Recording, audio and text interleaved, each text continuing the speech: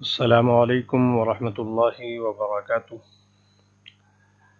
معزز سامعین کرام، اللہ کا لاکھ لاکھ شکر ہے کہ اللہ تبارک و تعالیٰ نے رمضان المبارک کا مبارک مہینہ عطا فرمایا اور اس کے اخیر عشرے تک ہمیں پہنچایا، اور بڑے ہی خوش نصیب ہیں ہمارے وہ ایمان والے بھائی اور مسلمان جنہوں نے اپنی دنیاوی تمام مشغولیات کو اسے پشت ڈال کر اس سنت مؤکدہ اور محبوب ترین عمل کو اختیار کیا اور اعتکاف کے لیے اللہ کے گھر اپنا ڈیرا ڈال دیا اور اللہ کے در پر پڑ گئے۔ بڑے ہی مبارکباد ہیں یہ لوگ۔ گزشتہ سبق میں فضائل اعتکاف کے سلسلے سے ایک درس فضائل اعمال کا ہو چکا ہے۔ آج ہم دوسرا درس سننے جا رہے ہیں، جس کے اندر بتایا جائے گا کہ مرد کے لیے اعتکاف کی افضل جگہ کیا ہے اور عورت اعتکاف کہاں کرے، اور عورت کا اعتکاف مرد کے اعتکاف سے افضل ہے۔ دیکھیں، مرد کے لیے سب سے افضل جگہ مسجد مکہ ہے، پھر مسجد مدینہ منورہ، پھر مسجد بیت المقدس، ان کے بعد مسجد جامع، محلے کی جو جامع مسجد ہوتی ہے، پھر اپنی مسجد، محلے کی مسجد۔ امام صاحب کے نزدیک یہ بھی شرط ہے کہ جس مسجد میں اعتکاف کرے اس میں پانچوں وقت کی جماعت ہوتی ہو، اور صاحبین امام محمد، امام ابو یوسف رحمۃ اللہ علیہ کے نزدیک شرعی مسجد ہونا کافی ہے اگرچہ جماعت نہ ہوتی ہو۔ بس اسی بنیاد پر اس لاک ڈاؤن میں مردوں کے لیے علماء کرام اور مفتیان اعظام نے گھر میں عورتوں پر قیاس کرتے ہوئے اعتکاف کی اجازت نہیں دی ہے۔ عورت کے لیے اپنے گھر کی مسجد میں اعتکاف کرنا چاہیے۔ اگر گھر میں کوئی جگہ مسجد کے نام سے متعین نہ ہو، کوئی ایسا کمرہ، کوئی ایسی چھوٹی جگہ مسجد کے لیے عبادت خانے کے طور پر نہ ہو، تو کسی کونا کو اس کے لیے مخصوص کر لے۔ عورتوں کے لیے اعتکاف بنسبت مردوں کے زیادہ آسان ہے کہ گھر میں بیٹھے بیٹھے کاروبار بھی گھر کی لڑکیوں وغیرہ سے لیتی رہیں، جو کام کاج ہے مطلب اس کا حکم بھی دے سکتی ہیں، ایسا کر لو ایسا کر لو، اور مفت کا ثواب بھی حاصل کرتی رہیں۔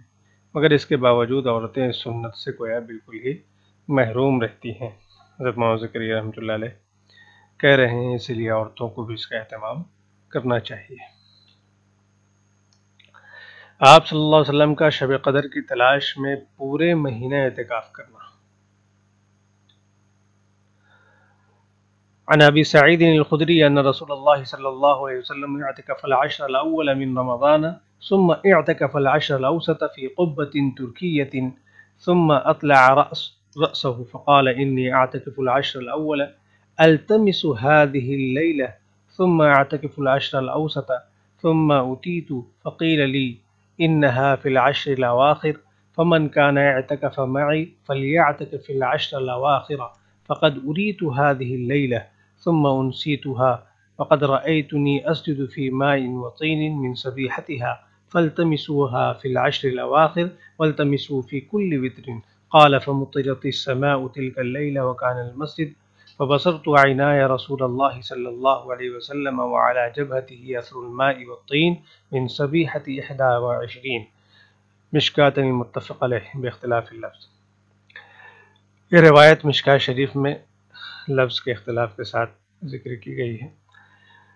ابو سعید خدری رضی اللہ تعالیٰ عنہ کہتے ہیں کہ نبی کریم صلی اللہ علیہ وسلم نے رمضان المبارک کے پہلے عشرے میں اعتکاف فرمایا اور پھر دوسرے عشرے میں، پھر ترکی خیمہ سے جس میں اعتکاف فرما رہے تھے باہر سر نکال کر ارشاد فرمایا کہ میں نے پہلے عشرے کا اعتکاف شب قدر کی تلاش اور اہتمام کی وجہ سے کیا تھا، پھر اسی کی وجہ سے دوسرے عشرے میں کیا، پھر مجھے کسی بتلانے والے یعنی فرشتے نے بتلایا کہ وہ رات اخیر عشرے میں ہے، لہذا جو لوگ میرے ساتھ اعتکاف کر رہے ہیں وہ اخیر عشرے کا بھی اعتکاف کریں۔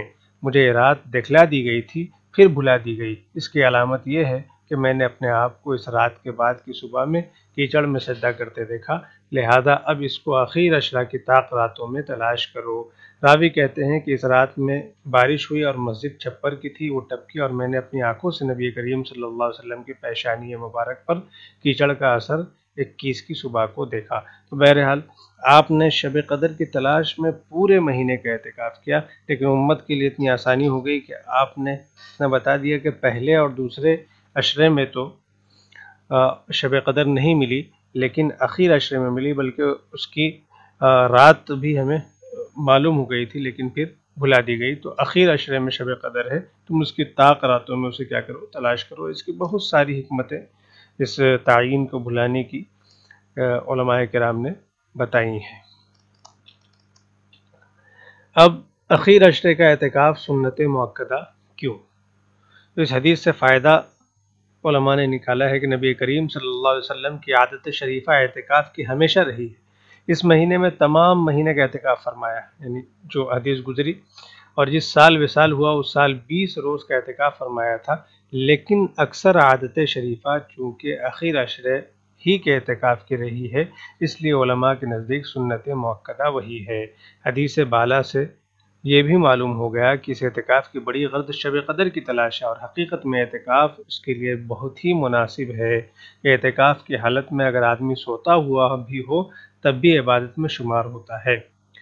شب قدر کے قدردانوں کے لیے اعتکاف سے بہتر کوئی صورت نہیں۔ نیز اعتکاف میں چونکہ آنا جانا اور ادھر ادھر کے کام بھی کچھ نہیں رہتے، اس لیے عبادت اور کریم آقا کی یاد کے علاوہ اور کوئی مشغلہ بھی نہ رہے گا، لہذا شب قدر کے قدردانوں کے لیے اعتکاف سے بہتر صورت نہیں۔ اخیر عشرے میں آپ صلی اللہ علیہ وسلم کا عبادت میں اہتمام۔ نبی صلی اللہ علیہ وسلم اور اول تو سارے ہی رمضان میں عبادت کا بہت زیادہ اہتمام اور کثرت فرماتے تھے، لیکن اخیر عشرے میں کچھ حد ہی نہیں رہتی تھی۔ رات کو خود بھی جاگتے اور گھر کے لوگوں کو بھی جگانے کا اہتمام فرماتے تھے، جیسا کہ صحیحین بخاری و مسلم کی متعدد روایات سے معلوم ہوتا ہے۔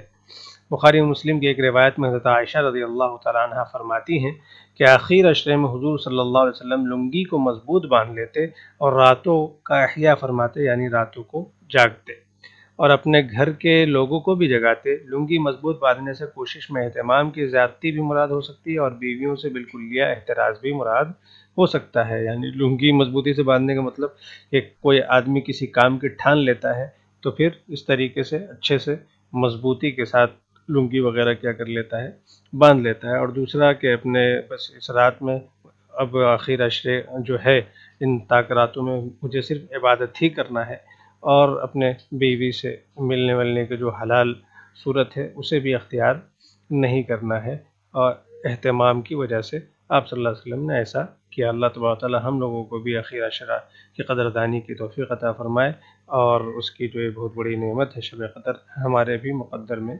نصیب فرمائے۔ وآخر دعوانا الحمد للہ رب العالمین۔